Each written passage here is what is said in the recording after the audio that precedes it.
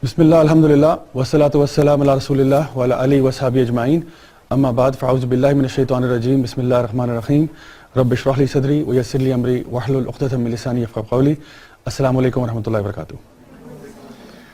Okay, so inshallah, today we're starting off with our lesson 1, which was, as you remember, the last time we did an introduction basically. And today inshallah we're going to start off with our first lesson. But before we do that, I just want to give you a quick overview of what's going to happen in the following 3 or 4 lectures.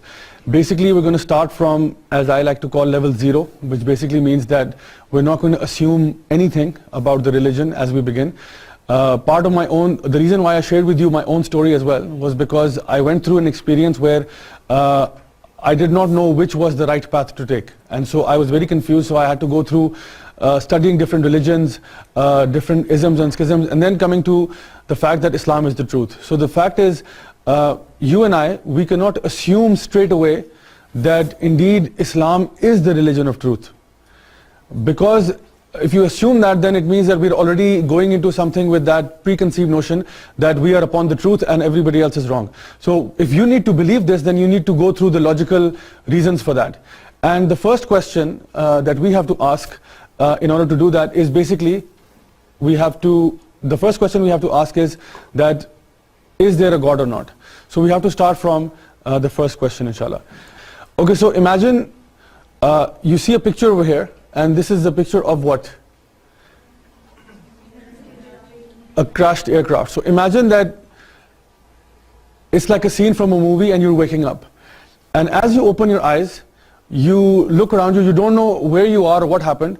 And as you look around you, you see this.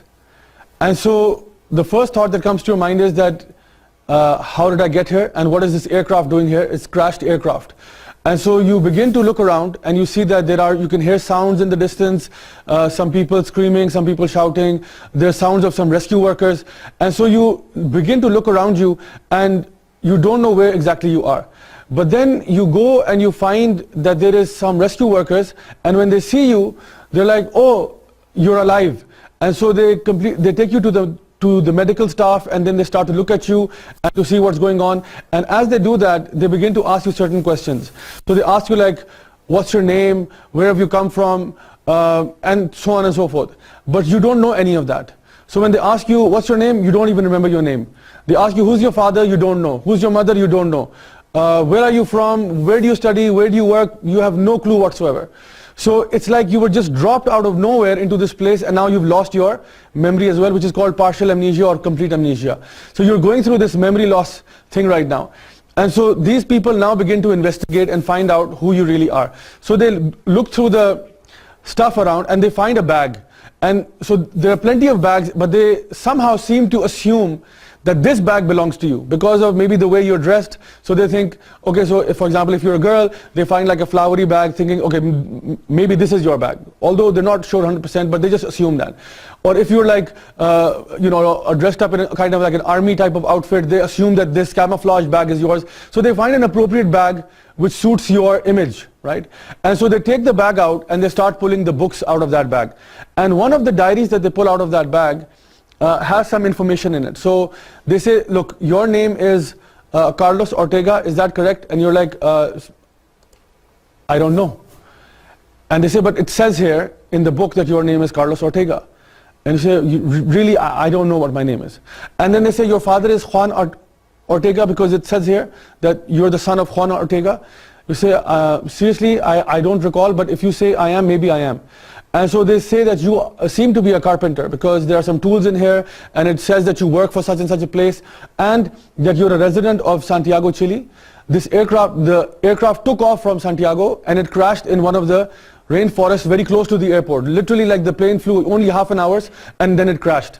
So I don't know where you were going, but obviously this seems to be the situation that you are from this place of Chile, and this is your father, this is your background and all of that.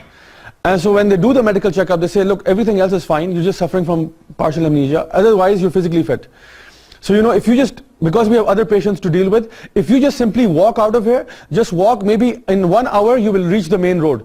Just go straight in this line and just go, you will head straight to the main road. From there, take a lift and get to Santiago's hospital, and inshallah we'll take care of you over there. So basically what's happening is that they don't seem to think that there's anything wrong with you physically, so they sent you off. Now as you're leaving with your backpack in this confused state, you've got something to think about now, because you have two options right here. The option number one is that you believe everything that the rescue workers told you. You are in fact Carlos Ortega, son of Juan Ortega. You are a carpenter from Chile. That's what they already told you, and they even gave you an address. This is your residential address, that's where you need to go. So that's the information you have. The other option that you have, the first option is to believe the rescue workers and just, don't tax your mind. Just believe what they said and just do that. The second option is that you investigate. Perhaps you should go back to the airport and find out the passenger manifest, who was on that plane. Maybe your family was still on the plane and you don't even know where they are. Maybe you were traveling with a friend. Maybe it could be hundreds of different possibilities. And also, you could also go to the hospital and find out which patients are already there, or wait for other people to come there. Maybe some are alive, some are dead, you don't know. And maybe just by looking at them, you can get an idea that this person looks a lot like me. Maybe he's from my family. Maybe you should go to one of the agencies, like for example we have NADRA here in Pakistan. Maybe you should go to them, get your fingerprint verification done, find out who you really are. And so there are many options of investigation, right? How you can find out who you are. So I'm asking you a question. In this particular circumstance, which option seems like the better option? Option number one, to believe everything the rescue workers said, or option number two, to investigate yourself? To investigate yourself. Okay, fantastic. However many times I've done this lecture or this workshop with people, every single time I get the same answer, which is option number two, because it's the most rational option. It's the most logical option. Now pause this story right here, because I'm going to come back to it. Okay, so I'm going to move on to something else, inshallah. Now remember, or try to remember, the day that you were born. Do you actually remember that day? No, good. You shouldn't remember that day, right? Otherwise it would be a freak accident if you did remember. So on that day, I'm asking you a question. Did you ask Allah to make you be born in that day, in that time, in that year? किसी से पूछ के तो नहीं आए थे ना आप?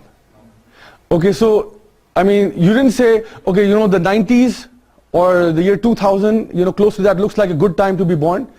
The real party starts after the year 2000, so it's good that I'm born in that era, and not born in 1865 or 1720 or something like that. So you were born without your choice. Did you choose your parents?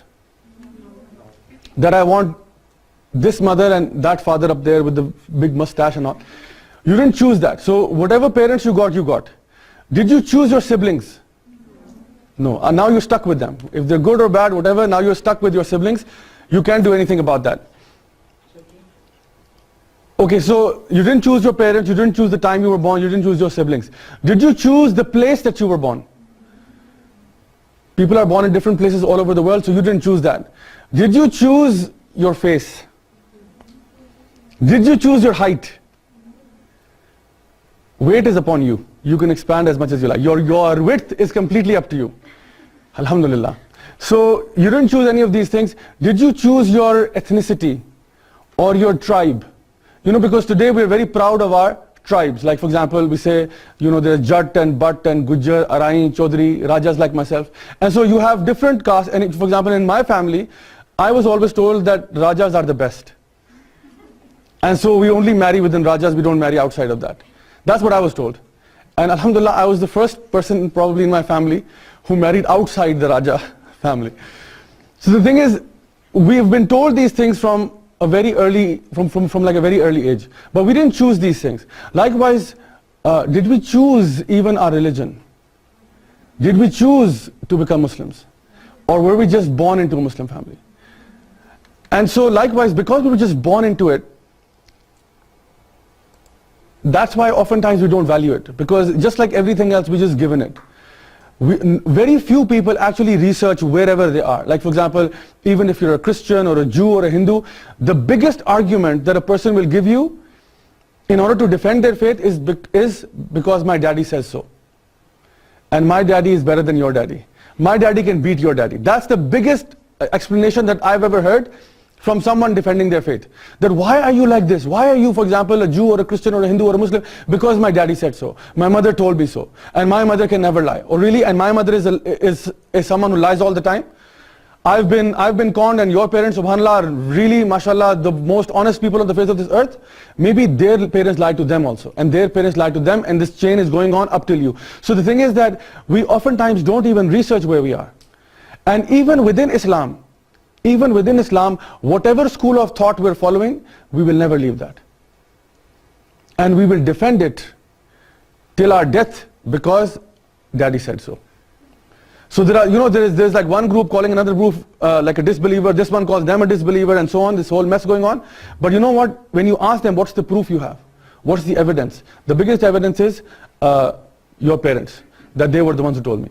So for example, in my case scenario, I was given three things. Before I left for the UK, I was told three things, not explicitly by my parents, but through actions and through other things I was told. Number one, I was told that Rajas are the best, obviously, because we stay in that family and all. Number two, I was told that because my family was from a political, was deeply political, my uncle, my mamu, was a minister in one of the parties. So I was told that that party is the best. I'm not going to name that party, but so from very early childhood, I was like 5 years old, and I was like, doing narebazi for that party, and I didn't even know what the party was all about and what was going on, but that's how I was raised. And in my family, if anyone was to vote outside of that political party, that would be considered killing yourself, basically. That's like suicide. If you do that, the whole family will just kill you, basically. Because why on earth would you not support your own family members? Regardless of what the party is, you should support the... So that was basically, you can say, one of the things that was told to me as I was growing up. And the last thing was that we are Muslims. And so the biggest evidence again that I had for being a Muslim was that my parents told me. And so the thing is, my parents didn't tell me that we are 100% practicing Muslims. We were kind of like 50-50 Muslims. You understand what 50-50 Muslims are? It's like half foot in Islam and half foot in somewhere else, right? So I like to call it in the Urdu expression कि हम कहते हैं कि आज रात नाच गाना होगा इशा की नमाज के बाद. That's 50-50 Muslim. So 50-50 was like, okay, if you want to pray, pray. If you don't want to pray, it's no problem. If you want to fast, okay, fast. If you don't want to fast, it's good, you have your exams, beta, it's okay, you don't have to fast. Now, my mother or my father would make up their own fiqh, their own Islamic jurisprudence, their own concept of halal and haram. No, it's allowed, it's permissible. So if I leave prayer, is it okay? Yes, it's okay, it's okay. If you pray, it's good. If you don't pray, it's okay. If you fast, it's good. If you don't fast, even better. So they made up their own thing. So they would say, beta, you cannot shout against your parents, but in the street, it's okay. Because those people, they might be deserving it. And so they made up their own thing. And so whatever I learned was a kind of mixed up Islam with perhaps Hinduism and a lot of the cultural practices, especially in weddings and so on. A lot of that stuff was not from Islam. Never will you find Allah subhanahu wa ta'ala talking about that, or the Prophet ﷺ mentioning it, or the Sahaba doing it, or the family of the Prophet ﷺ doing it. But we do it. So I was confused in the beginning. So, by the time I was like in 5th, 6th grade, I just said, you know what, I don't understand this. It's too complicated. That's why I just completely lost interest, because I thought, this is a religion which you make as you go along. So that's the kind of religion I was upon. And when I moved to the UK, all these three bubbles were burst, one by one. The first one was, that we are Rajas and Rajas are the ultimate and so on. So when I met a lot of people there, I met people from all types of backgrounds. Some of my closest friends all of them were actually European. From Portugal, from Spain, from the UK, from Germany, from Greece, Italy, Italians. So I was hanging out with all of these people. And alhamdulillah, because I was a very social person, I was in all of these groups. Because normally when you have a group of Italians and a group of Greeks and so on, they don't intermix very easily because of the language and so on. So, but I was alhamdulillah in with all of them. I was even in with the African Americans. I was even in with them. So I was just very, very social. I was in all of the different groups. So because I was friends with them, I saw good and bad in all of them. I saw good Greeks and I saw bad Greeks. I saw good Italians and bad Italians. Good Spanish people, bad Spanish people. And same with everyone. So I realized throughout the course of my education that, you know, just to say that Rajas are like the ultimate, that's quite an exaggeration. And for us, in our family, you know, there would be arguments that, no, we will not marry outside the family because they are not Rajas and they're not this and that. And so there would be so many arguments because of that. And I realized this was such a empty or hollow argument. Just because I happened to be born into a family, through no hard work of my own, now I defend this family till my death. That no, we are the ultimate. So I realized quickly, very quickly, that you know, people are good and bad all over the world. It's not dependent upon a person's, for example, caste or their background. Rather, it depends upon their own personality and how they deal with other people and so on. The second thing that I realized was that the political party that I was supporting all my life wasn't the begin all and end all of everything. Because when you study geopolitics and political science, you get to understand that there are good and bad politics everywhere. And so there are good parties, bad parties, and a bit of both, and all of these things. And so each party has its pros and cons. You can't say, no, this is the ultimate one, revealed by Allah subhanahu wa ta'ala. You can't say that. So very soon I realized that even that bubble was a fallacy. And then the third bubble was that I was a Muslim, or at least called a Muslim, or at least I had a Muslim name. That's as far as I knew. So you know, a lot of my friends, especially some of the French friends I had, some of them were atheists. And so they would, you know, in a moment of, you know, late night when you're having those deep conversations, they would ask me sometimes that, Zia, do you believe in God? And I said, yes. And they said, but have you ever seen him? And I said, no, I haven't seen him. Have you ever touched him? No, I haven't touched him. Has he ever spoken to you? Have you ever heard him speak to you? I said, no. Have you ever smelt his presence? I said, no. Then he said, okay, so why do you then believe in God? I mean, you might as well believe in the tooth fairy. You might as well believe in unicorns. You might as well believe in Santa Claus or an old woman who lives on the moon. I mean, how can you believe in God when you've never experienced him? Never. Through your five senses, you've never, ever spoken to him, seen him, touched him, anything. How do you believe in God? Isn't that such a big fairy tale? Isn't that like, don't you think your parents have taken you for a ride? They've been telling you, you know, there is a God out there and he's going to punish you and he's going to reward you. What if you die and there's nothing there? And I was like, wow, that is such a deep argument. But in my heart, I hated it because he was trying to put my religion down. So I hated it, but I had to admit it, that, you know what, maybe he's right. And so these concepts really confused me. And so oftentimes when I would be hanging out with them in parties and things like that, they would ask me that, Zia, isn't this like haram in your religion? Isn't this like impermissible? And I would think in my head, you know, I wouldn't say it in English, but I would think in my head in Urdu that मैं तो फिर मुसलमान हूँ, बच जाऊँगा, तुम तो जो कर रहे हो ना, तुम तो जन्नत में जाओगे. मैंने तो फिर कलमा पढ़ा हुआ है. So I would think that, you know, and these type of questions would confuse me. Yes, yes, I will come to that. How did that question get answered? So the fact of the matter was, I got very confused, and I was not sure. And plus, hanging out with these people all day, all night long, these questions kept popping up. And although I wanted to defend myself, but I didn't know how to. I didn't know where to start. So it was at that point when I started to study religions. I thought, you know what, it's a good place now that maybe Islam is all wrong. Maybe whatever I've been taught is just something that I believe, just like I believe that party was the best or that Rajas are the best. Maybe I've been brainwashed into thinking that Islam is the solution for everyone, whereas it's probably not. And so that's where I began my research. And so I studied Christianity, I studied Buddhism, Judaism, Hinduism, and from the people who claim to be that. Not just like studying Christianity from the Hindus or, you know, studying Hinduism from the Jews, not like that, because obviously they will not talk good about each other. So I said, no, you tell me what it is. So I sat with the Christians to ask them, explain to me about Christianity, and then to ask the Hindus to explain to me about Hinduism. And I used to make the dua of the atheist. The dua of the atheist is, oh God, if you're out there, guide me. And so after making that dua, I said, you know, oh God, whoever you are, wherever you are, and if you're even out there, if there is a religion which is the truth, I will accept it. Because you know what, I was a bad guy, and I was into a lot of bad stuff. But you know, if there was one thing that may have been good about me, was that I could not lie to myself. I could lie to everybody else, but I couldn't lie to myself. So I told myself that, you know what, in my heart I know this is right or wrong. And I made a promise to myself that day that if I find the truth to be in Hinduism, I will accept it. If I find the truth to be in Christianity, I will become a Christian. If I find the truth in Buddhism, or even if I find truth in atheism, I'll become an atheist.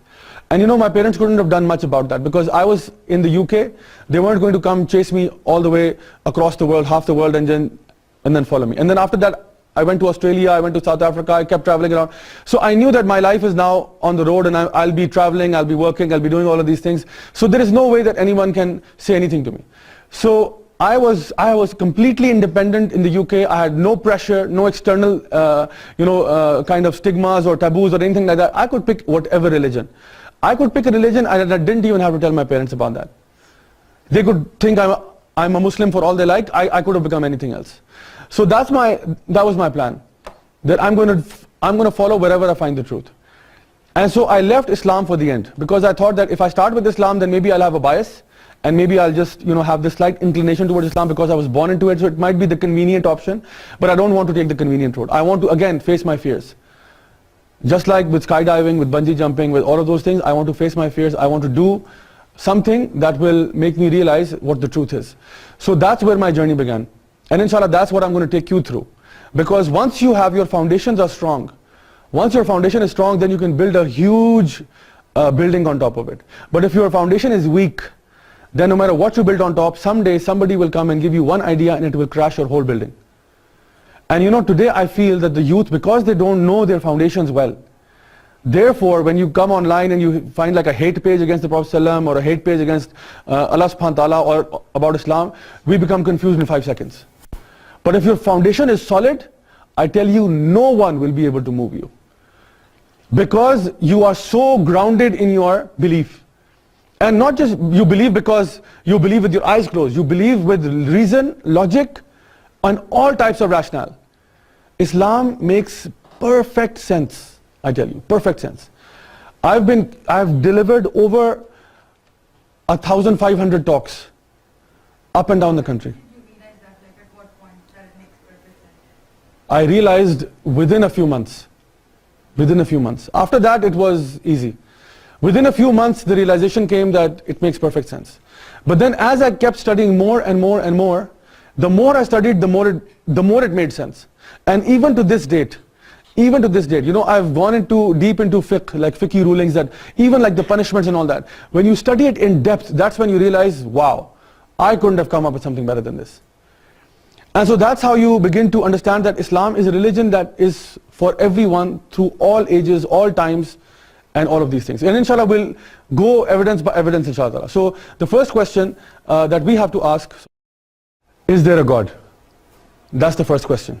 Because we have to start from ground zero. Because right now we can't assume anything. Right now we can't assume there is a God, there is no God, right? So inshallah, in order to prove that, is there a God or not, there are basically 4 evidence that I will give you, inshallah.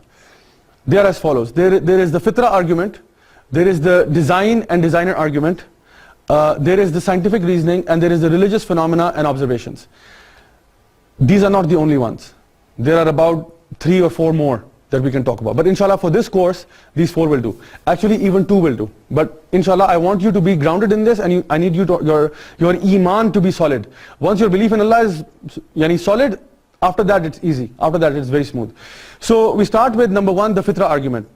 Now, before we even get into the fitra argument, just imagine for a second what a world looks like with God and what a world looks like without God. Right now I'm not debating the existence. I'm just saying a world with God and a world without God.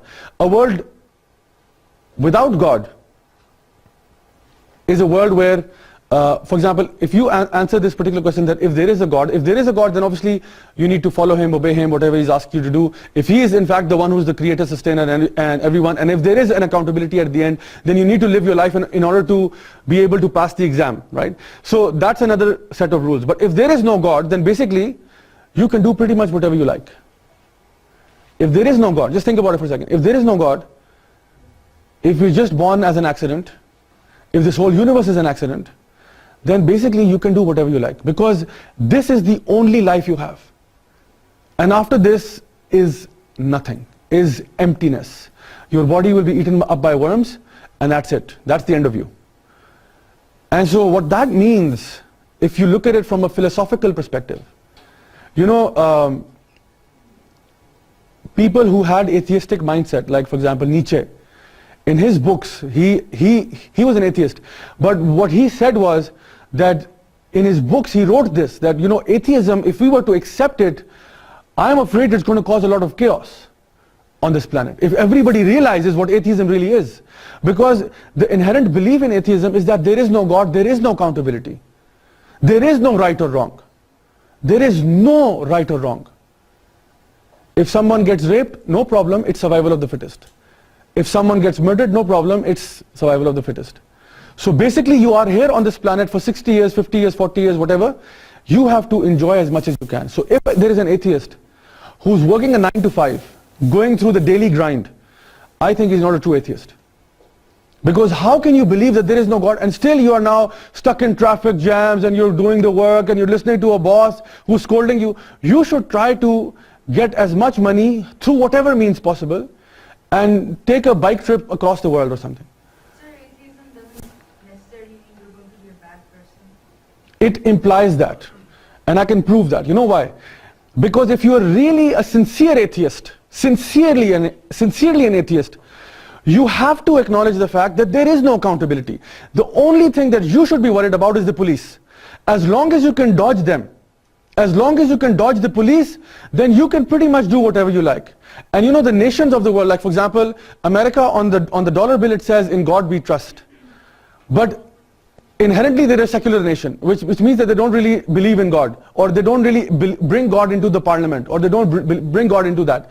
Therefore, when they make legislations, Allah is not acknowledged into that legislation. For example, in the 1920s, a woman in America, in Texas for example, if she would not cover her head, in 1920s, Texas, she would be considered to be a loose woman. I mean, they would wear a full, like a skirt, and she would wear a hat, and the hat would have like a dupatta type thing hanging from the side, and they would tie it. If she would take that thing off and the hat off, she would be considered in 1920s a loose woman. Then you move on in life. In 1920s, they also got the right to vote. Women got the right to vote in the US. Up till the 1950s, black African Americans were considered like dogs.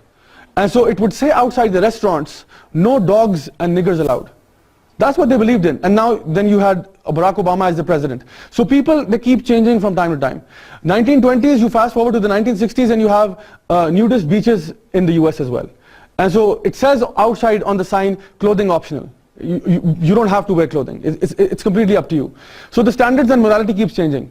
Till 1985, homosexuality was considered to be a sin and a mental disorder. In the US, 1985. Psychologists would call it a mental disorder, and they would call it, and the church would call it obviously a sin. But then you had people coming in and they said, you know, we can make laws about it and people can get married. And the main issue was that, Mr. Church Minister, God does not have to deal with the parliament. So if two people love one another, let them get married. If whatever the gender might be, who cares? Who cares if it's quote unquote unnatural and so on? It doesn't matter. If two people love one another, they should have a right to get married. Okay, fair enough. You know what happened later on? Right now in the US Parliament, there are laws being discussed that have to do with zoophilia. Zoophilia is a man having a relationship with an animal. Because again the question is, Mr. Church Minister, if a man and an animal are happy, what is your problem? What is your problem? And you know, if it was to stop at that, I would say, okay, fine, alhamdulillah. But it didn't stop at that. They are also debating right now laws in relationship with necrophilia. Necrophilia is a person having relationship with the dead. But necrophilia is certified as a disorder now. Yeah, but they're still debating it. Say disorder. They're debating the philosophical context of it. That if a person is dead, we don't believe in God, we don't believe in a soul, we don't believe in that the human body is sacred after it's dead. So if there is a person who's frustrated and he wants to have a go, then he should be able to do that. What's the problem? I'm not saying they accepted it, but they're debating it. The fact that it's on the table and it's being discussed. In an Islamic country, they would never discuss this. That, are you out of your mind? Are you crazy? This person has to be buried. He has to be resurrected on the day of judgment. How on earth are you defiling a person like this? They would never discuss it, but now it's being discussed because the laws are not made by God, they are made by human beings. And so they can choose whatever. So basically, if your country has more weapons, you can go into whatever country and do whatever you like. And people can keep protesting and shouting all day long, but then you get to do whatever you get to do. Because might is right. And so this is the law of the jungle, it's the survival of the fittest. You know, we are basically animals, we are all animals basically, and social as it may be, but we're all animals at the end of the day, and at the end, the bigger animal wins. So if I have power over you, I will exert that power. And we can try to sugarcoat it by saying, no, but we have to be good to one another. There is no reason to be good to anyone, because it's at the end of the day, it's you. And it's the 60 or 70 years that you have on this planet. It doesn't make sense to be good as long as, it's a very selfish concept. If you look at the philosophy of it, that's what Nietzsche was trying to point to. He was saying, okay, I am an atheist, but I am saying that if we were to make it law and make it like that's the world belief that's going to be, it will cause a lot of chaos. Because the more people, you know, people aren't as sophisticated as to understand what the implications will be of a completely atheistic world, where there is no retribution at the hereafter. The only thing you have to worry about is the police, and the police can be corrupted. The police can be bought. Everyone can be bought. You show them enough money and they can be bought. So from a philosophy standpoint, you have to start from that particular thing. But just leave that for now. Let's move on. Let's go to what evidence do we have. The first argument I said is the fitra argument, which means that fitra is that innate belief that you have. Now, in the fitra, keep in mind, the evidences that I will use are all not from the Quran and Sunnah at this point. Because if you want to prove to someone that God exists, you can't say because it says in the Quran. You can't say because the Prophet ﷺ said so, that's why. Because that's not a dalil for anyone. That's not an evidence for anyone. So the evidence is we have to look at other sources, right? So, but I will use evidence from the Quran as supplementary evidence, not as the primary evidence. Okay? So the fitra argument, we have here an article from the Telegraph newspaper, which is a report by Dr. Justin Barrett, who basically mentioned that every child is born believer in God. He is a professor from the University of Oxford. Dr. Justin Barrett, a University of Oxford professor, a professor of anthropology, he says that every child is born believer in God. And he says that their parents and the environment is basically what makes them Jew, Christian, or anything else.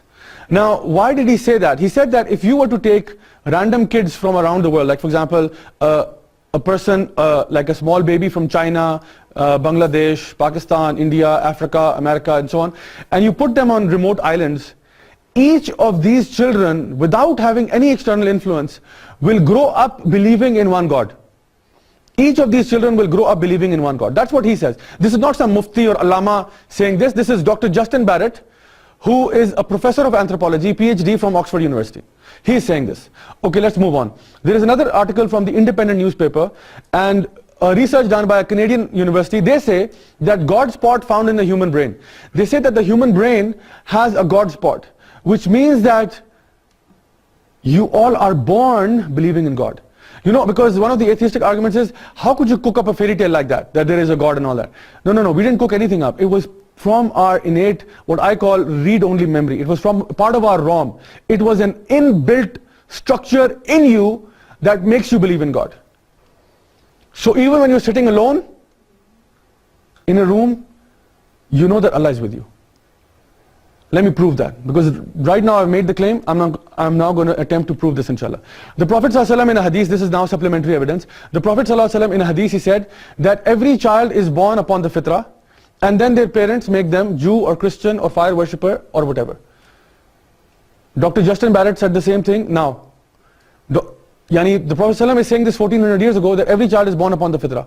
Fitrah means knowing Allah subhanahu wa ta'ala, knowing right from wrong. Every child knows right from wrong. You want to do an experiment like that? If you have like kids in your house, siblings or maybe cousins who are very young, take a child who's like 3 years old and give that child a lollipop and say, okay, this is a gift for you. And when you give them the lollipop, after about 3 minutes, come and snatch that lollipop and run away with it. What will the child do? The child will cry. Why is the child crying? Because the child knows that one of his rights has been taken away. Where did this child study law? Your Honor, I have been wronged, Your Honor. Your Honor, my rights have been trampled. How does he know that? How does he know that? Because it's part of his fitrah. He knows this is wrong. This is wrong. You cannot give me something and then snatch it from me. You cannot do that to me. I have been wronged. How did he know that? It's part of his fitrah. Also, have you ever seen, like, if there are two cousins, like for example, a brother or sister, they're like, one of them, the girl is maybe like 5 years old and the boy is 7 years old. And the boy is obviously more taller and stronger than the girl. And so, if the boy comes and teases the girl, he like pinches her maybe. Then what happens after that? The girl starts running after the boy. And the boy is running. Although, logically speaking, he should stop and say, look, I'm bigger than you. Why am I running from you? I don't have any reason to run from you. But they don't do that. They tease and they run. You know why? Because there's something called fitrah inside, which is also called guilty conscience. When you're guilty, you run. When you're guilty, you don't make eye contact with your parents. That's guilty conscience. If you thought it was right, you would never behave that way. So it's part of your... That being a good or a bad person is related to religion? Sorry? You're saying that being a good or a bad person is related to religion? I'm saying every child is born upon the fitrah, knowing what is right from wrong, and then religion polishes you and brings out those good qualities and tells you what's right from wrong.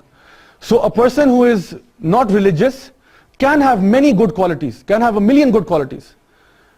But religion will tell you your limits. Because at the end of the day, you will be stuck in situations where you will not know what should I do in this situation. Because there are some areas which are very grey.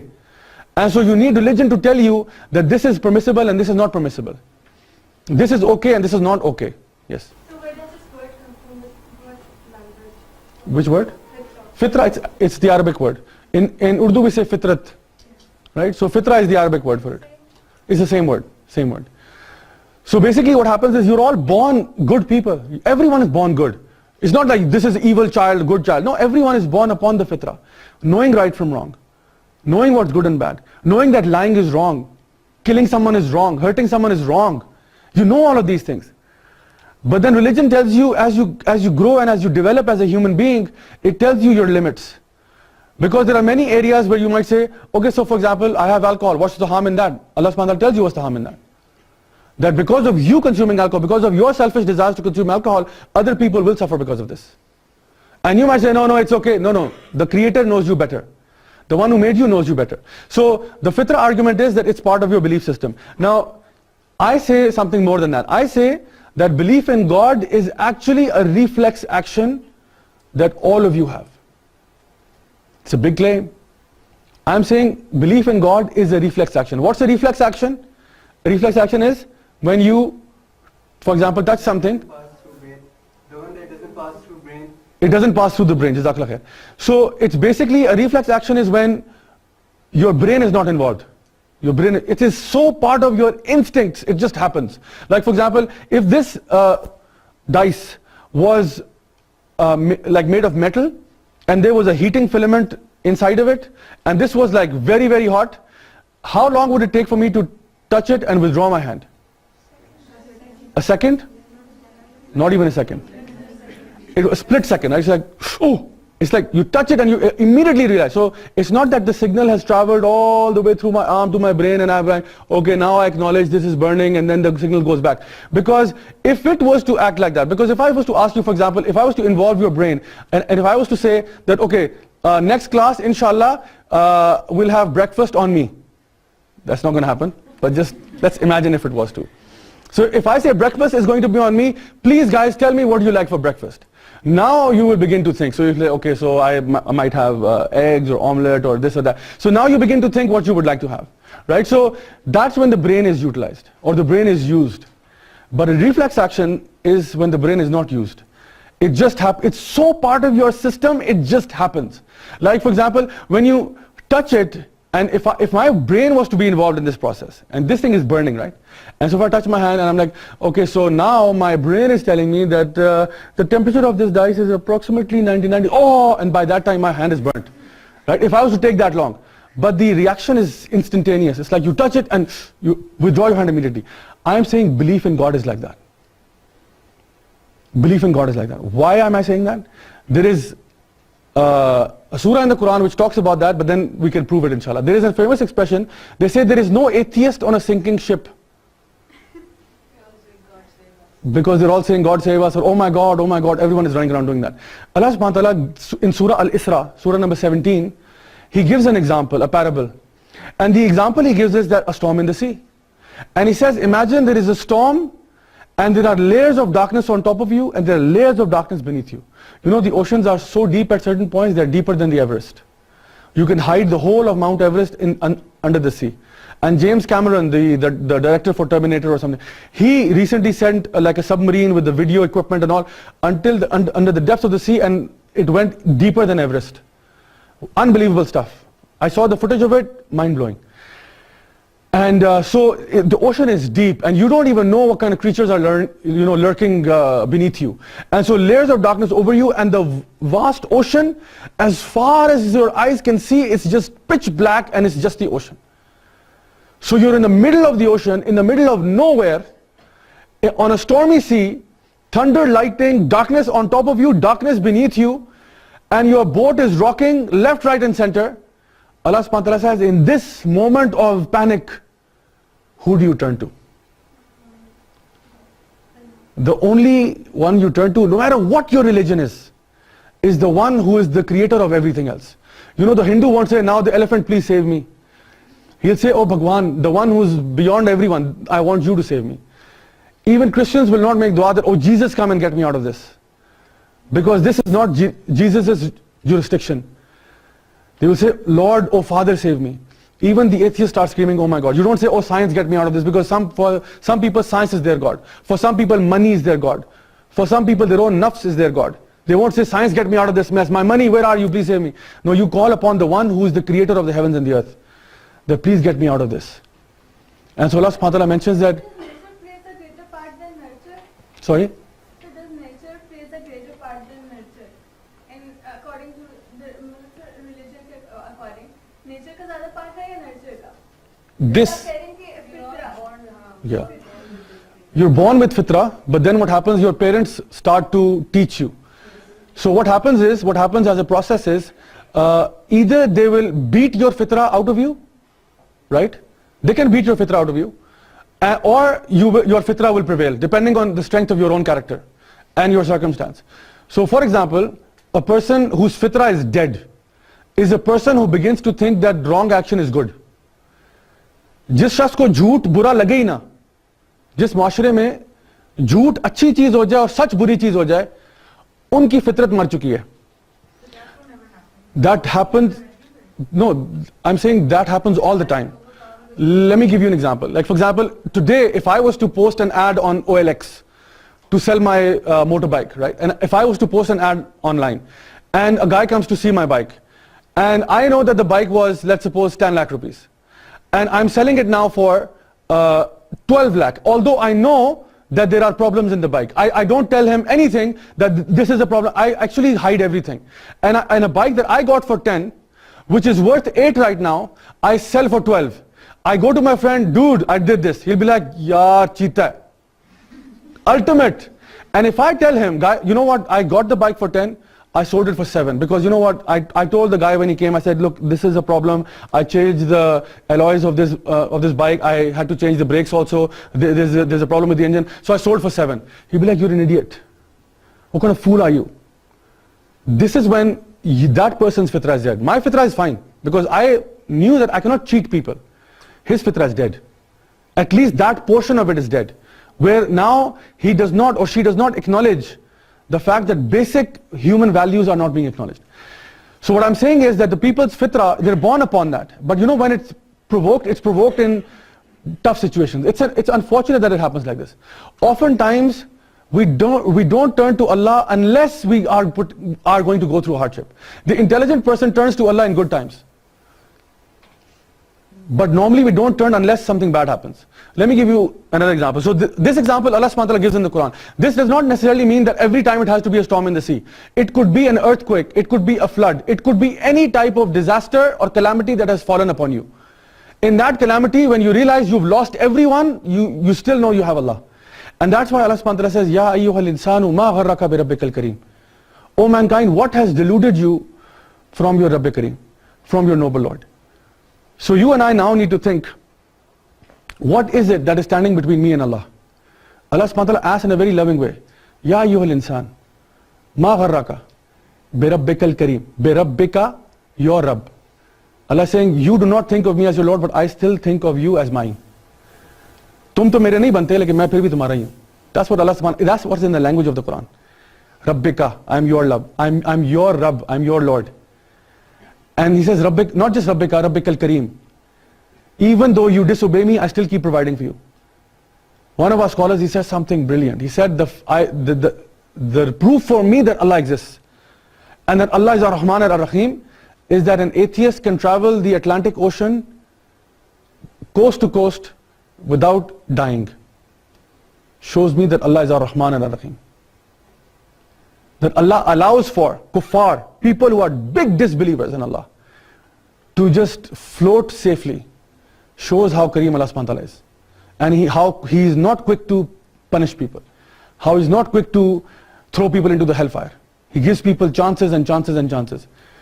You know, oftentimes you might have seen these reports on television where oftentimes they show like if there is like rain happening or something, they always say कि मन चले बाहर निकल आए. कभी सुना आपने?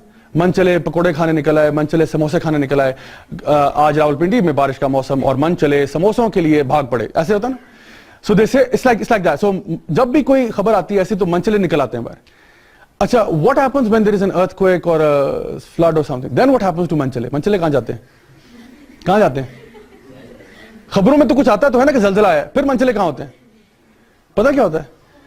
आज खुदा न खासा आज इस्लामाबाद में ज़लज़ले के झटके महसूस किए गए और लोग कलमा तैयबा का विर्द करते हुए बिल्डिंगों से बाहर निकला. सुना है आपने? I swear every single time I've put on the news, लोग कलमा तैयबा का विर्द कर रहे होते हैं जब कोई ऐसा मसला होता है. Reason being why? Because now the fitra kicks in. You realize all year round there was no कलमा तैयबा. कलमा तैयबा कब आया?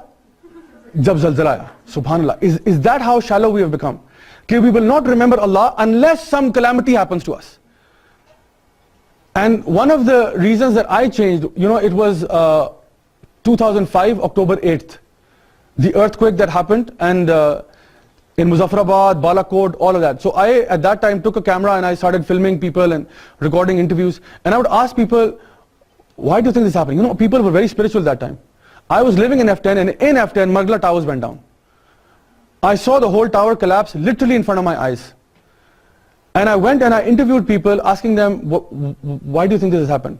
And people were like, you know what, humne Allah ko bahut naraz kiya. And I'm talking about everyone. I'm talking about everyone. Whoever I met. And although nobody accepted blame for themselves, everybody externalized it. ये जी हमारे हुक्मरानों का मसला है. कोई कहते ये उनका मसला है, कोई कहते ये उनका मसला है. ठीक है, सारों का ही मसला है basically. They are saying it's your fault नहीं, हमारी आवाम ऐसी है. हमारी आवाम बेगैरत हो चुकी है. कोई कह रहे नहीं हमारे politicians ऐसे हो चुके हैं. So everyone knew what had gone wrong. But nobody wanted to blame themselves. You know, I was the one who, because I was not practicing at that time, I knew this was because of me. Because in this, if Allah is upset with us, then I have a role to play in that. And I need to fix this. So the thing is, your fitrah, it kicks in before even anything else. Before even you go to any rational, logical argument, something inside of you. So if you need to look for Allah subhanahu wa ta'ala, look no further than yourself. Ask yourself, and you know what, honestly speaking, when you have your exams, Allah yaad aata ki nahi aata? जहाँ नमाज़ें बिछ जाती हैं, या अल्लाह मेरे सगीरा कबीरा माफ़ फरमाना, या अल्लाह मुझे A grade नसीब फरमा, या अल्लाह मैं तौबा करता हूँ, या नहीं करूँगा, या अल्लाह बस अभी पास कर दे, या अल्लाह मेरी फूफी जान इंतजार कर रही है मेरे, मुझे she wants to rub my face in it, या अल्लाह प्लीज फूफी के सामने जलील ना करी. So we make dua sincerely to Allah subhanahu wa ta'ala. But what happens after that? Allah subhanahu wa ta'ala gets us across. As he says in the Quran also, that when he asks me, he exclusively asks me. When the person is in trouble, he asks Allah, Allah subhanahu wa ta'ala says, I rescue them. And I take them to the coast. And then they forget about me as if they never knew me. I rescue them from a situation they knew they had no way out. And even when I rescue them, after that they forget me as if they never knew me. We ask Allah sincerely to pass us from our exams. And we pass. And then we forget Allah. And then when people ask us, how did it happen? I did it. That's the arrogance, right? I did it. So the thing is, we need to understand, this is the first argument, which is the fitra argument. Let's come to the next one, which is design and designer argument. Perhaps we will have time for this, maybe we'll have time for one more argument today, inshallah. So designer argument, what does that say? Designer argument is basically, big philosophers like Plato, Aristotle, they would say that wherever there is a design, there has to be a designer. Does that make sense? Wherever there is a design, there has to be a designer. Is this screen designed?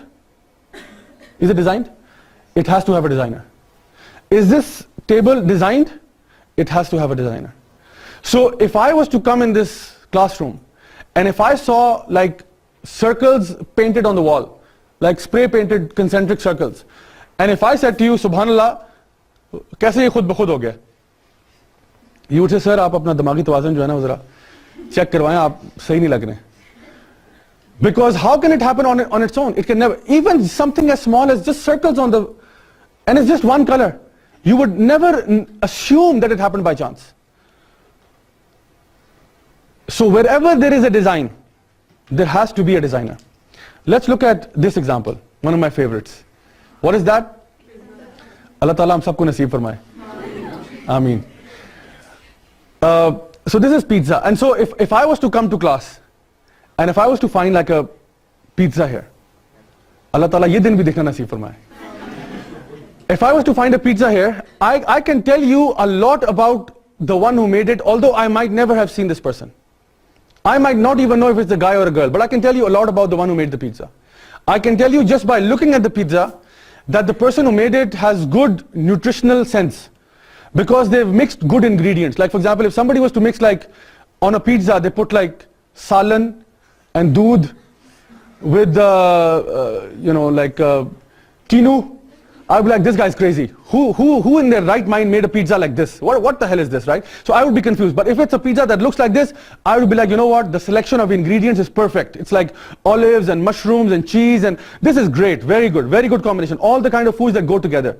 It's good. Likewise, if somebody was to put a milkshake right next to it, and if that milkshake contained milk and mango or chocolate or something, I would say good. But if that milkshake contains itna sa milk and then salan and then yogurt and chutney, I would be like, this guy is crazy. I mean, what is he thinking? Is this going to go with pizza? This is crazy. So I would know if an intelligent person made this or a fool made this. Number two, if I cut a slice of the pizza and I look at the layers of it, I can tell the person has delicacy in their hands, or nafasat jisko kehte hain. But a nafis tha jisne banaya. Very nice, very nicely done. And when I taste it, I'm like, wow, this has to be a master chef. The one who made this, I can tell you this person has made pizzas before. And made them many times before, because there is excellence in the pizza. It's not like, it doesn't look like a first experiment, that the crust is half burnt and you can tell this is a professionally done pizza. So although I don't even know if it's a guy or a girl, but I can tell you many of the attributes of the person who made it. If this is my situation in a pizza, what about when I look at the universe? Without knowing who made it, can I not tell you what must be the attributes of the person or the one who made the sun, who made the moon, who made the planets and the galaxies? Can I not say something about that? Right now we're in which city? Islamabad. Islamabad is in which province? Punjab. Punjab is in which country? Pakistan is in which continent? Asia. Asia is on what planet? Earth. You guys know your geography. Okay, so we're on planet Earth. Planet Earth is part of 7 other planets. पहले 8 और होते थे. बेचारा Pluto declassify हो गया, बड़ा अफसोस हुआ. They said Pluto is too small to be called a planet, so no more Pluto. So now we have 8 planets in our solar system. There's Mercury, there's Venus, there's Earth. And so the sun is at the center of the solar system, and so we are all revolving around the sun. Now, the sun is far away. It is so far away that it takes light 8 minutes to travel from the sun to the earth. Meaning that if right now the sun was to blow up, you would find out 8 minutes later that the sun is no longer there. That's how far away the sun is. And the sun is so huge that you could take, if sun was like a basketball and the earth was like a bead, you could put 1 million earths around the sun.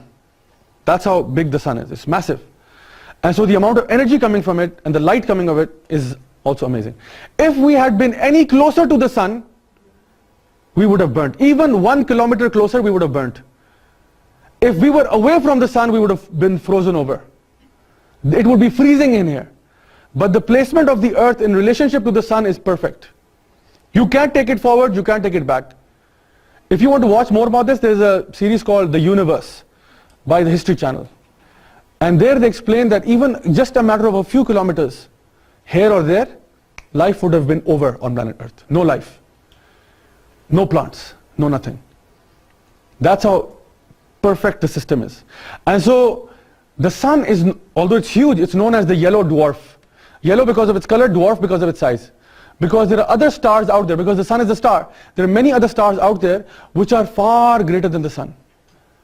There are, you might have seen that video maybe on YouTube or somewhere, where they do the comparison between the earth and then they show you the sun and then they show you a bigger star and then this big star and then this big star, and the screen becomes too small, and then the massive star the size of this room compared to this much of the sun, and then something that's even bigger than that. That's all happening in our galaxy. That's all happening in a galaxy. The sun is a dwarf compared to other stars out there. And the closest star after the sun is 4.2 light years away. After the sun, the closest star that we have to us is 4.2 light years away, meaning that the light coming from that star takes 4.5 years to get here. Meaning that if that star was to blow up today, you would find out 4.5 years later. And there are other stars that are millions and billions of light years away. The furthest one is 13 billion light years away. Maybe that star doesn't even exist right now. Maybe it blew up 10 million years ago. But the light is still coming. So Allah subhanahu wa ta'ala, when He swears in the Quran, He swears by the position of the stars. That the position is there, but maybe the star is not. So this is mind-blowing. There was a research paper from Leeds University that said that the universe was built upon principles of mathematics. The entire universe is built upon mathematics. It is more complicated than a clockwork. You know, if you were to dismantle this watch, you would find a lot of complicated machinery inside of it. Gears and levers and all of these things interconnected, one dependent upon the other, this dependent upon that, the hour hand, the minute hand, the second hand, the date, and all of these all interlinked. And this is very complicated. The universe is like 1 billion times more complicated than this watch.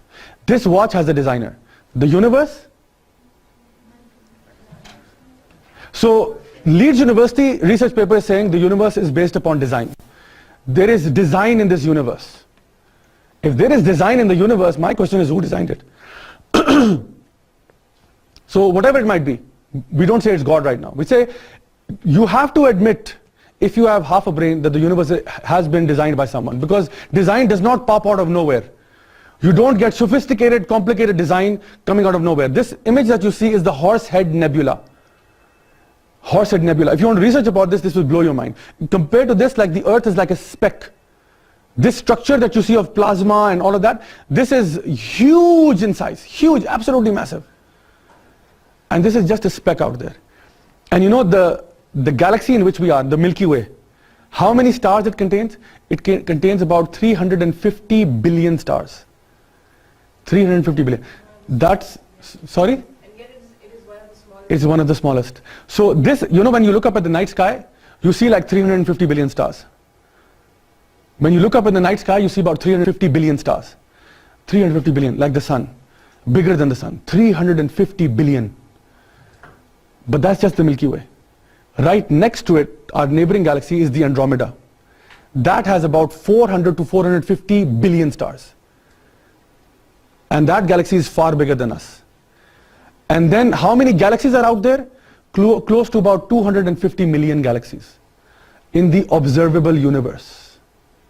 Other than that, we don't know, because there's only so much we can see. We're human beings, we're sitting on planet Earth, lonely little planet Earth, and we can see this much of the universe. What's happening here? No idea whatsoever. No idea. So no matter how technologically advanced we've become, we have not seen, let alone explored, we have not even seen the universe. So you know what they've done? They've basically approximated. They've said if in this cluster of the night sky we can see like 250 billion stars, then maybe multiply this to this much. That's what they've done. Because we even can't see, we don't even know what is beyond that. So this is the size of the universe. And so you look at the size of the universe and you're like, wow, it's amazing. Who makes stuff like that?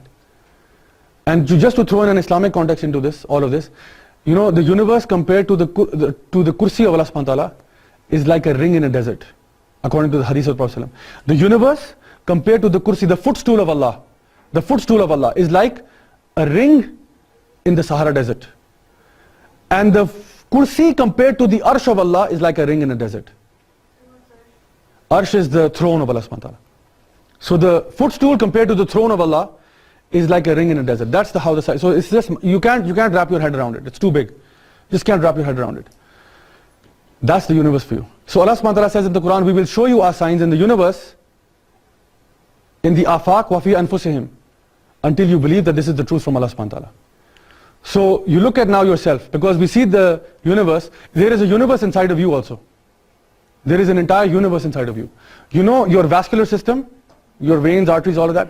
If that was taken out, Khuda na khasta, if that was taken out and it was wrapped around the earth, it would go around the circumference of the earth twice. One person's. If your vascular system was taken out of your body and wrapped around the earth, it would go around it twice. The veins and arteries and all of the things that you have inside of you, they would go around the earth twice. That's how complicated. And you know the cells inside of you. There is an entire universe that's happening. There is an entire process taking place all the time. You know, our body is so sophisticated, you get hurt, right? And it heals right back. My iPhone doesn't do that. My car doesn't do that. That somebody comes and takes a chabi and scratches the side of it, and automatically I'm like, no worries, Abu, don't be pareshan, it's okay. It will heal automatically. It doesn't work like that. Likewise, the most sophisticated things we are able to heal in a way that we can't imagine. A few years ago, I broke my foot in 4 places. I went to the doctor, I thought, okay, surely bones can't heal, right? So I went to the doctor and I said, Dr. Saab, what's the cure? He said, if you let it be, it will just heal itself. I was like, what? You mean to tell me that my body, my bones can heal themselves? He said, yes. And he said, pardon me for being crude, but have you ever seen a dog come under a car and then the leg breaks and then the dog in a few months is fine? I said, what are you trying to say? He said, pardon me for being crude. I'm not saying that you are a dog or something like that, but I'm saying that your body heals the same way. And I was like, wow. You know, that day was the first time I felt like Wolverine. You guys know Wolverine? You have to go and make istighfar, inshallah, when you go home. Okay, so Wolverine is the person from the X-Men, right? And what happens to him? If he gets hit by a bullet or anything like that, it pops out and he heals automatically. So you might not heal as fast as the Wolverine, but you do heal.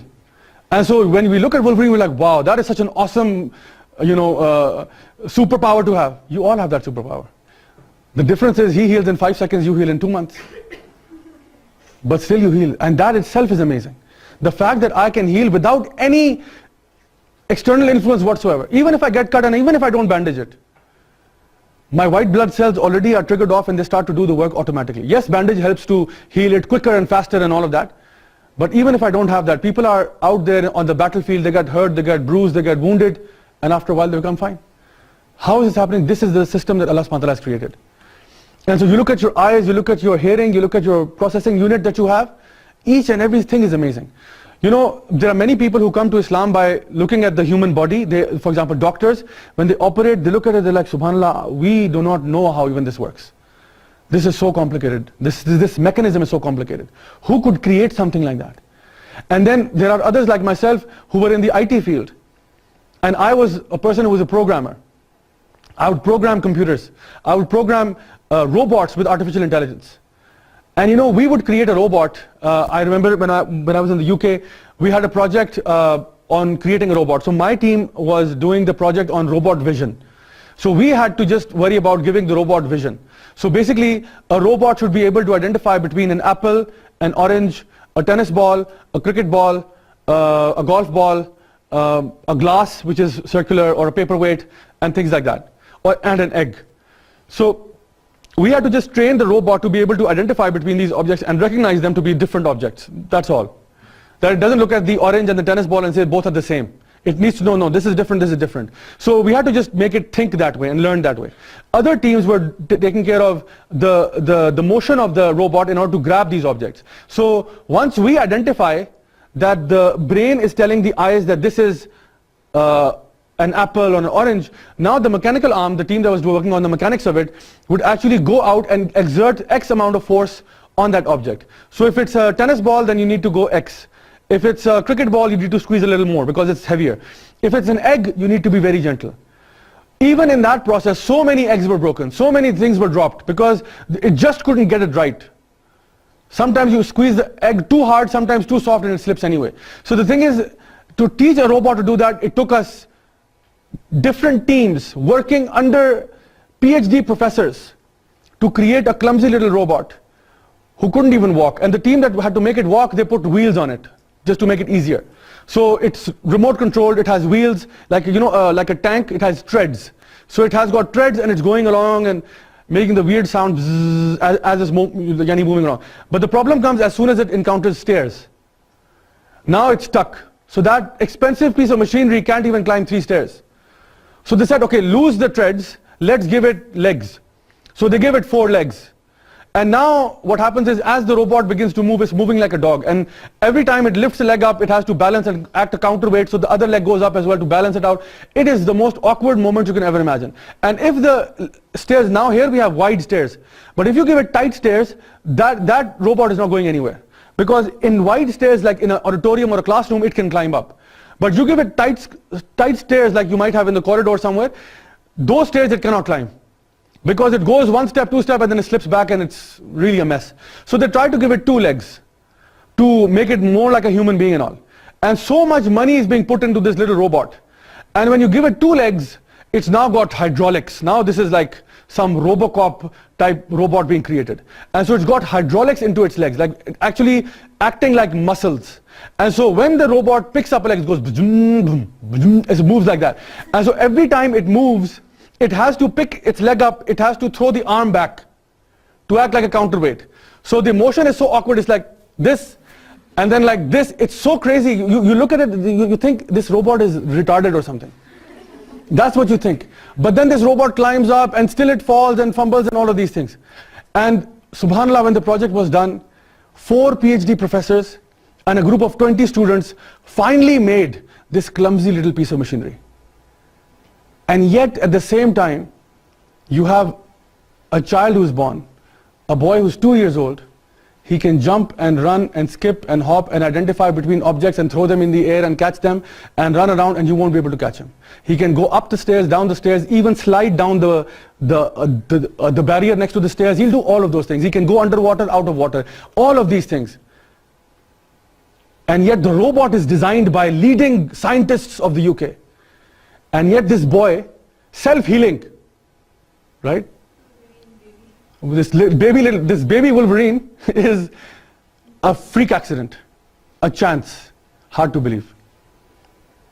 You see, my shirt here is designed. Agreed? Somebody designed it. Have you ever seen a peacock? Have you ever seen the feathers of a peacock? Which is more complicated in terms of design, the feathers of a peacock or my shirt? The peacock, right? This is simple, just a t-shirt. But the peacock's feathers are complicated. This shirt for sure has a designer. What about the peacock?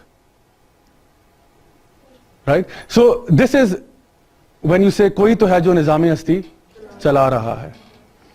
When you look at the signs around you, it doesn't take much. And that's why I'm saying people in like 4000 BC, like Plato, 2000 BC, Plato, Aristotle, they were convinced of the fact that this universe is being run by someone.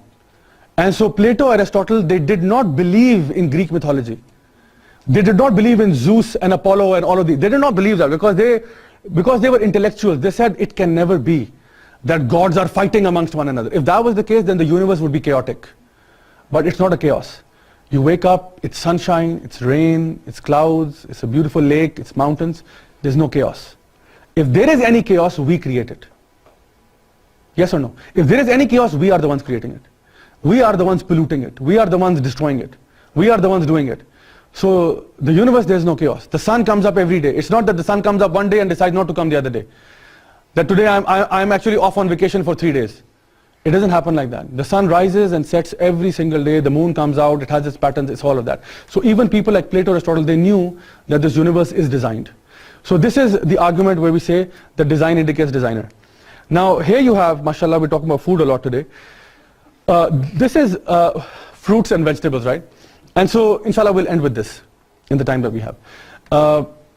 Can I request you in the meantime to start a piece of, can you take a piece of paper and just write your names down on it, and inshallah mark your attendance for today and the class before as well. Okay, be honest. Just you can take a piece of paper inshallah and just write your name and then just pass it along, and we'll, by the end of it, we'll get to the end inshallah. Okay, so fruits and vegetables. Now the thing is, these fruits look amazing, and so you can look at the universe, you can look at yourself, you can even look at the fruits that Allah subhanahu wa ta'ala has created. And so when you look at it, you realize that if Allah wanted, He could have created all of the nutrition in the bark of the tree. In the bark of the tree. So every day we would be eating barks. For breakfast, lunch and dinner, we'd be eating barks of the tree. And they wouldn't be very delicious, but we would have to eat them because there is no other way we would get energy. But alhamdulillah, the energy is all in the fruits, which are delicious. And so they're the sweetest and they're the best, and that's where all the energy is at, the vitamins and all of that. You look at, for example, let's do a comparison. Let's do a comparison between a Malta tree, an orange tree, and a tree that has Cadbury's dairy milk. Imagine if in your university, right outside, there was a tree that had the Cadbury's dairy milk chocolate. Like not the 10 rupee and 20 rupee one, the 100 rupee one. The original, the really thick one. That's the real Cadbury. Others are all fake. So that's the real, so it had those 100 rupee Cadburys hanging from the tree. Now, is that a miracle or what? Is that a miracle? If you had a tree like that outside, that would classify as a miracle, right? Okay. I'm going to prove to you that the orange tree is a greater miracle than the Cadbury's tree. Yet we don't acknowledge it.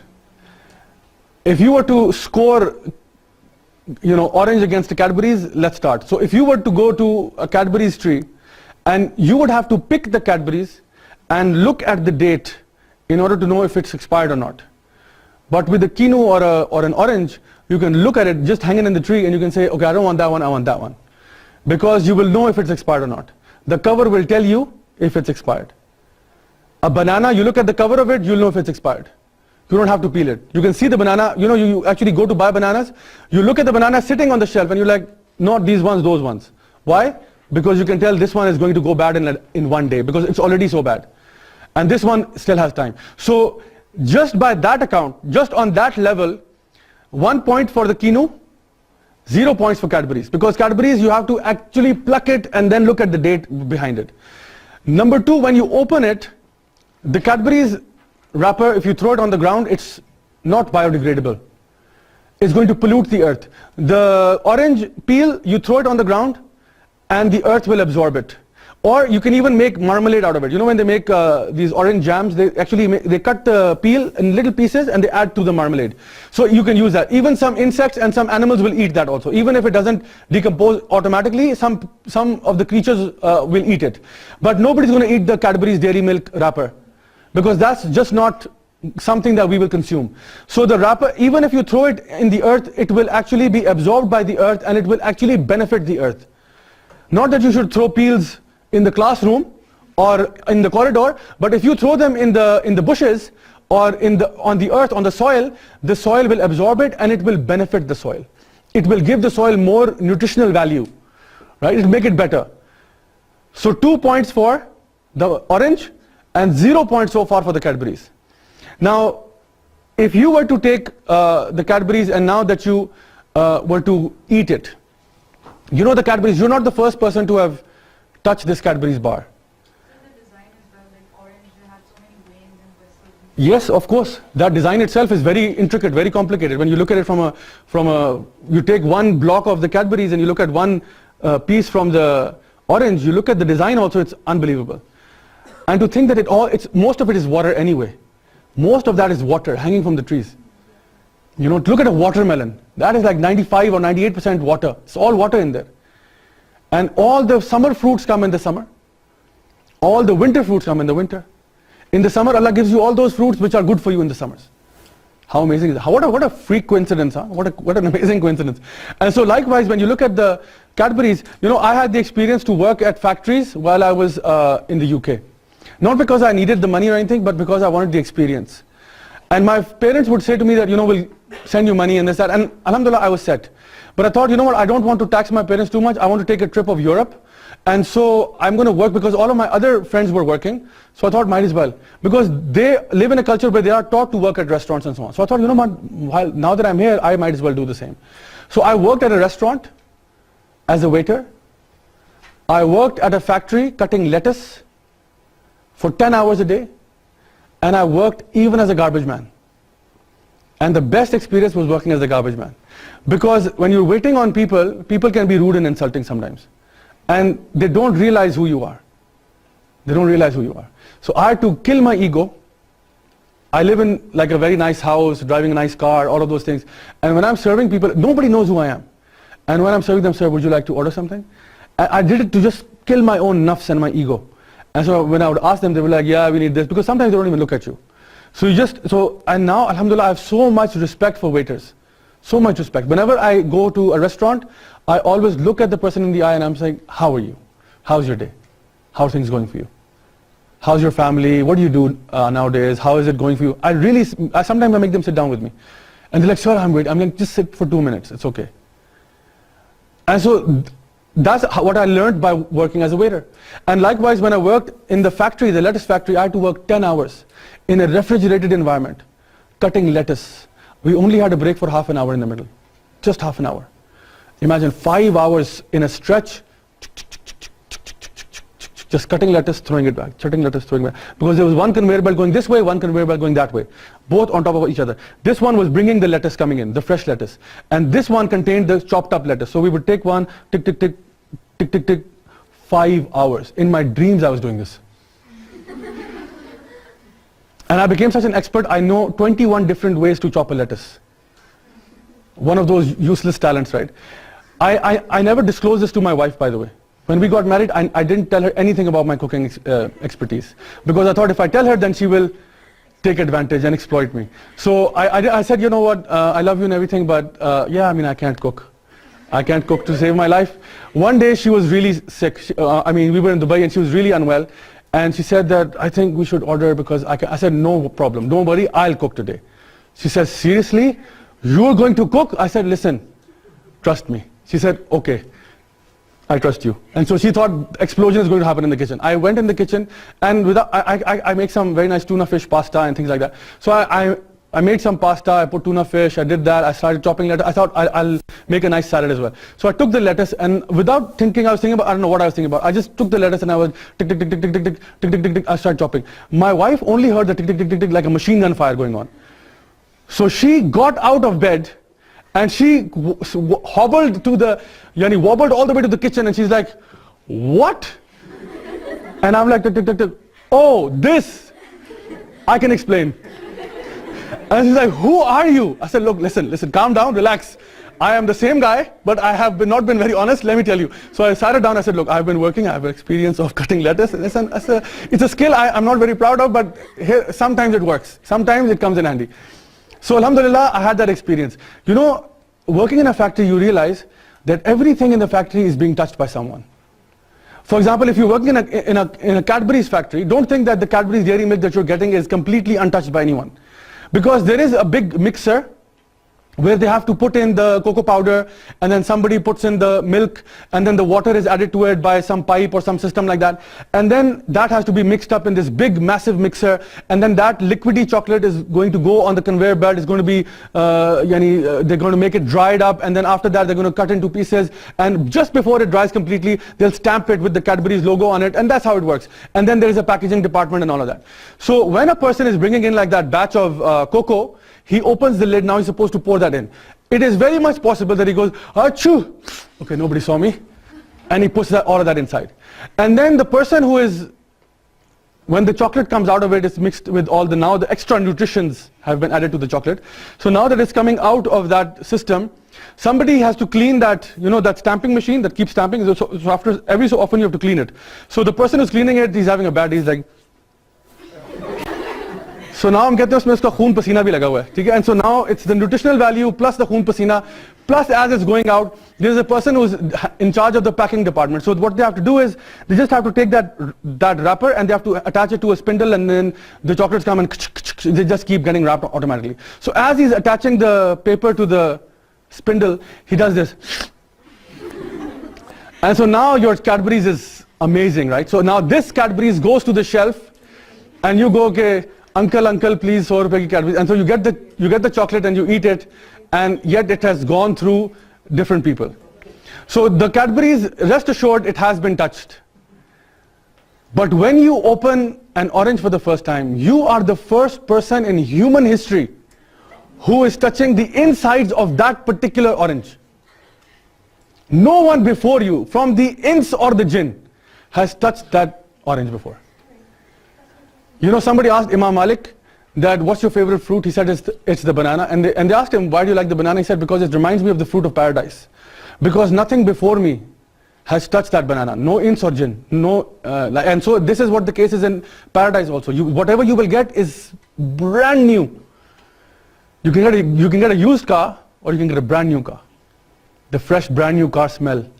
You know, so when you get to paradise, all of the stuff that you have is brand new. Nobody has touched it. Allah created it, nobody touched it. So that's how the orange is right now. So the orange, when you eat it, you can be completely sure that when I open it, look, the packing is there, the fruits inside, you can throw the packing down, even the earth will like it, it's okay, and you eat it, alhamdulillah. And so 3 points for the orange and 0 points so far for the Cadbury's. And the last point is that if you take the orange and you take the seeds out of it and you throw it in the ground, a whole tree will come out. You take a Cadbury's little box and you throw it on the ground, nothing's going to happen. A bunch of ants will come and they will have a party over it.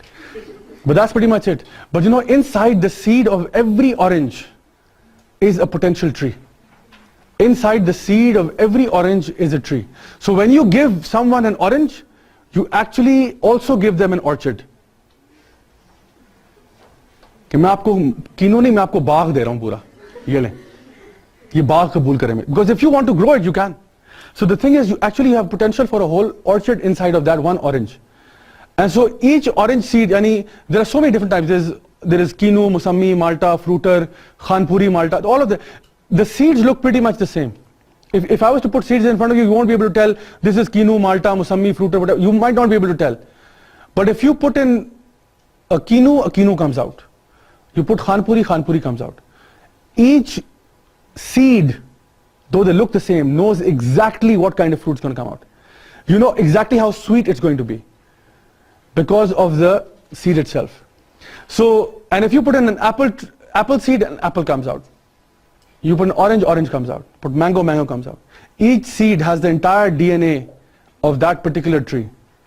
So when you look at it from that perspective, you know, we have a system whereby you put something in the earth and yet the whole tree comes out.